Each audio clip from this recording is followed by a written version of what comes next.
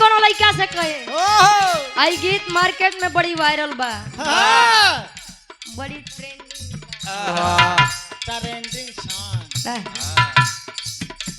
लड़की कहे का कहे भैया,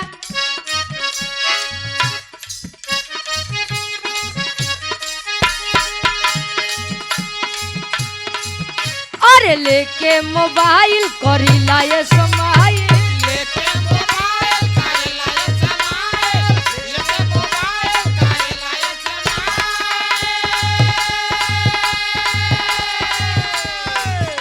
अरे लेके मोबाइल करी लाए समाई, जब देखिल तोहरा रील के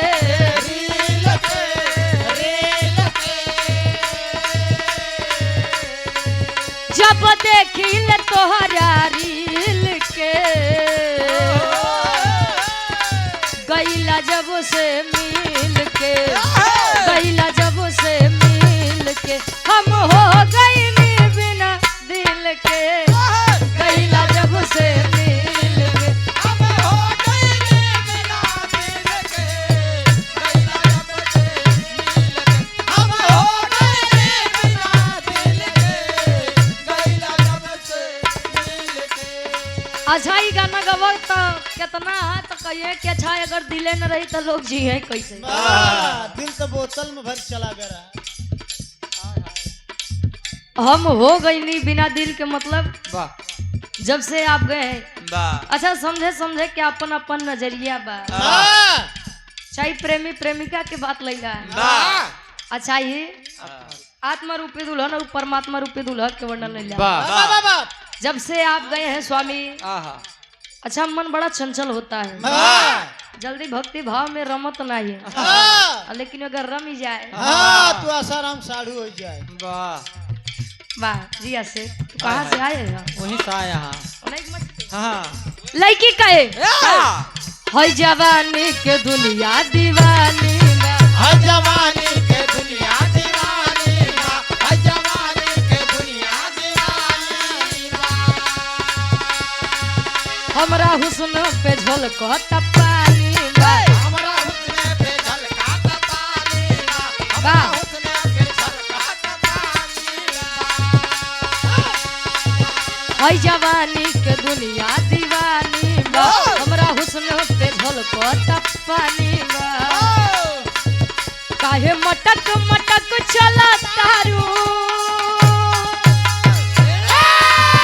लड़का कहे काहे मटक मटक चला तारू, देखा के है गोर टंगरी, हमरा नैना के चैना चोरावे,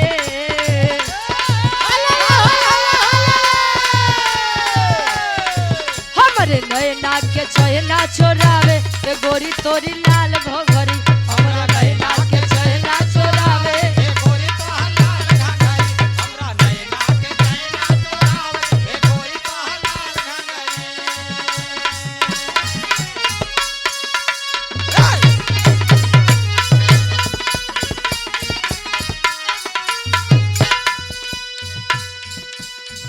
अब हे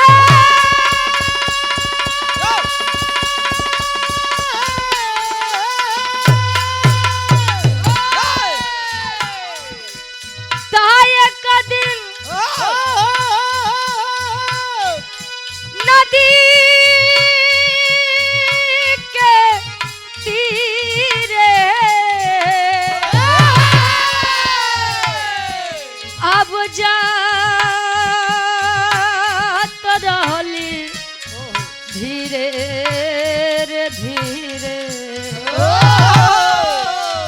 हम आखी देखनी त हम आखी देखनी त सुंदर शरीरिया यज्ञ में झरना हो रहा, हम आखी देखनी सोनारा शरीरिया यज्ञ में झारला हो रहा, हम आँखें देखले सोनारा शरीरिया यज्ञ में झारला हो रहा। नश्वर संसार है नश्वर देह है, कितना बढ़िया ब्रांडेड कपड़ा पहन ले बा, कितना बढ़िया तेल साबुन लगाई ले बा, ब्लेजर कितना महंगा खरीद के पहने रहते।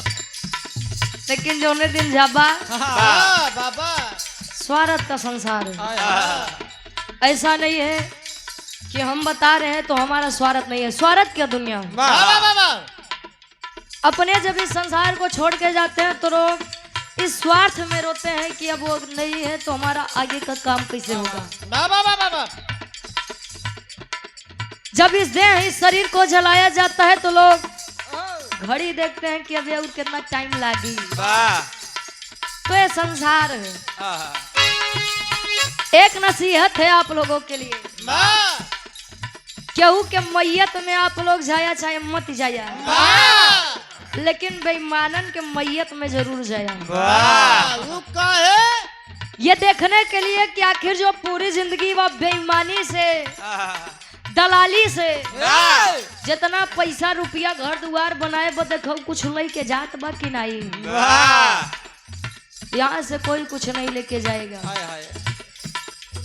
अच्छा नाम दुइये जने के बाद या तो जे बहुत बढ़िया काम करे या तो जे बहुत खराब काम करे, बीच वाले के गिनती बीच वाले वैसे कोनो काम के नहीं होते। कहना पड़ा कैसे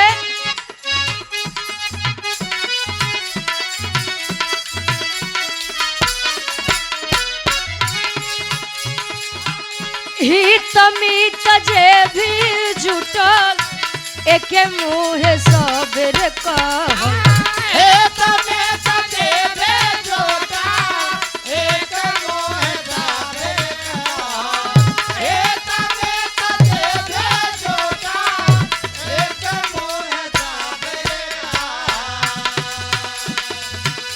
हित मीत जे भी जुटल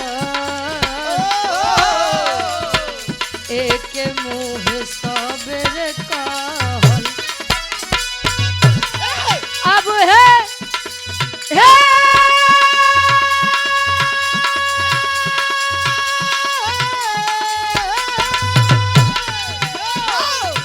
हित मीत जे भी जुटल, हित मीत जे भी जुटल एके मुँह सबेर कहल।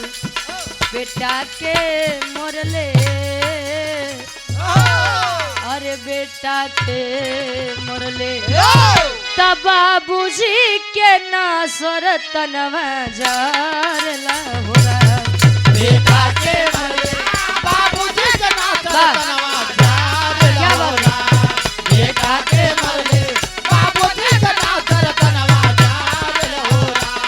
बेटा के मरे बाबूजी के नाम तनवा